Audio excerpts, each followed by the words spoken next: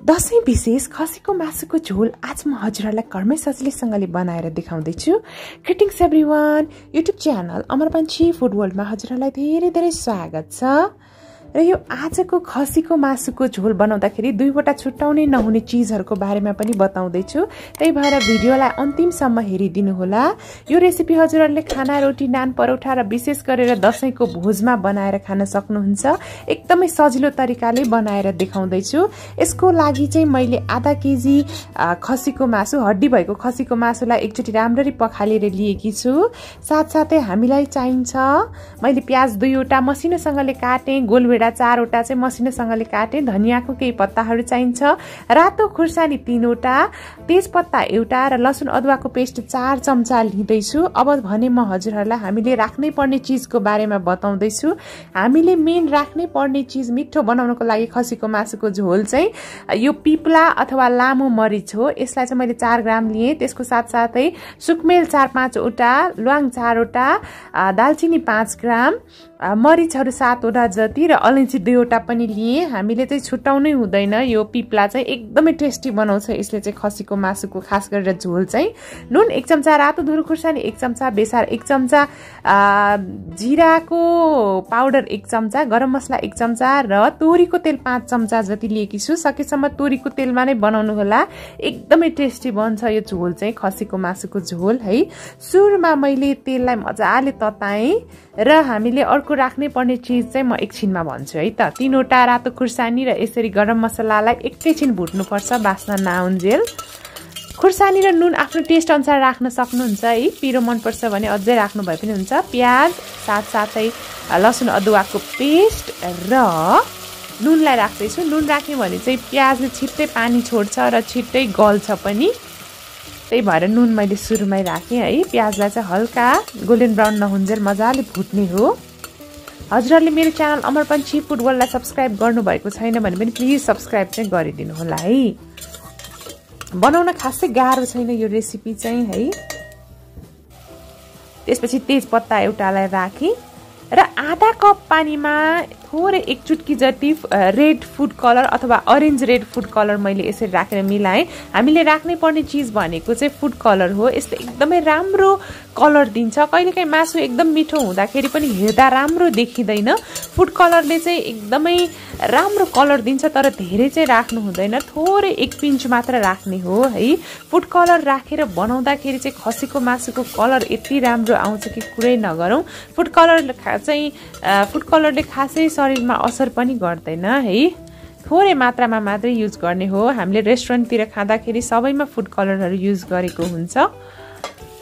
त्यसपछि रातो र पाकेको गोलभेडालाई राखेँ। गोलभेडा राख्दा सधैँ रातो र पाकेको वाला, अझ सक्नुहुन्छ भने सानो सानो चेरी टोमेटोज राख्नुभयो भने अझै टेस्टी हुन्छ। र यो फुड कलर मिसाएको आधा कप पानीलाई पनि मैले राखिदिएँ। साथसाथै रातो धुलो खुर्सानी, गरम मसलाको धुलो, जिराको धुलो र बेसारको धुलोलाई पनि राख्दैछु।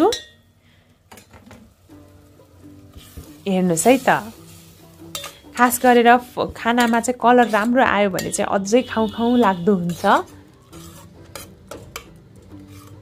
खाना भन्ने चिज चाहिँ हामीले मुखले भन्दा पनि सुरुमा आँखाले खान्छौँ भन्छन् है। त्यही भएर पनि राम्रो कलर ल्याउने कोसिस गर्दैछु आजको रेसिपीमा।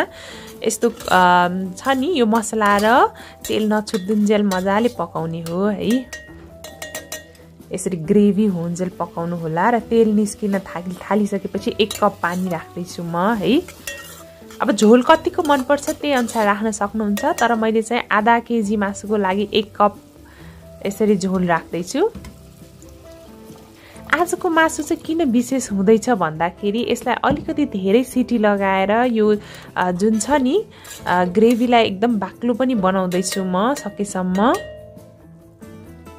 यतिको मजाले उम्लिसक्यो 1 कप पानी राखेर। त्यसपछि खसीको मासुलाई राख्ने हो र मजाले चलाउने हो है। सकेसम्म हड्डी भएको मासु लिनुभयो भने अझै टेस्टी हुन्छ। आज अलि बढी सिटी लगाउँदैछु यो मासुलाई चाहिँ म है। त्यसपछि थोरै धनियाको पत्ता राखेर मजाले चलाउँदैछु। मैले लगभग आज चाहिँ 9 देखि 10 वटा सिटी लगाउँदै छु है। यो मज्जाले हड्डी शुद्ध पाक्ने गरेर पकाउँदै छु र त्यसो गरेर पकाउँदाखेरि यो खास गरेर मरमसलाहरू पनि एकदम धुलो पिठो भएर एकदमै मिठो हुन्छ है। खास गरेर यो झोल अथवा ग्रेभी चाहिँ र मैले चाहिँ सिटी लगाएँ है त 8-9 वटा जति।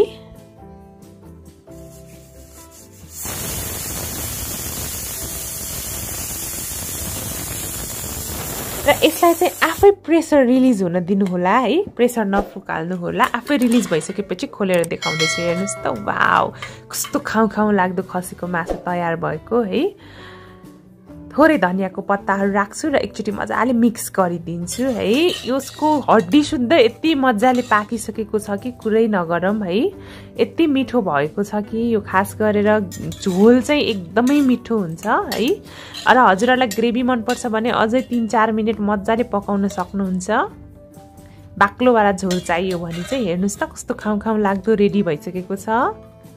म हजुरहरूलाई सर्भ गरेर पनि देखाउँछु र टेस्ट गरेर पनि देखाउँछु है त। मलाई चाहिँ खसीको मासुको चाहिँ मासुभन्दा पनि हड्डी खान एकदमै रमाइलो लाग्छ है। हजुरहरूले चाहिँ यसरी सजिलैसँगले दसैँमा, तिहारमा वा चाडपर्वमा कुनै पनि भोजमा यसरी बनाएर खान सक्नुहुन्छ।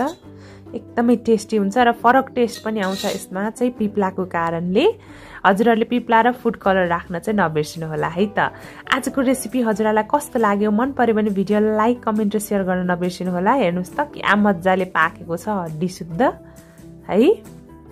र टेस्ट पनि गर्दैछु है त।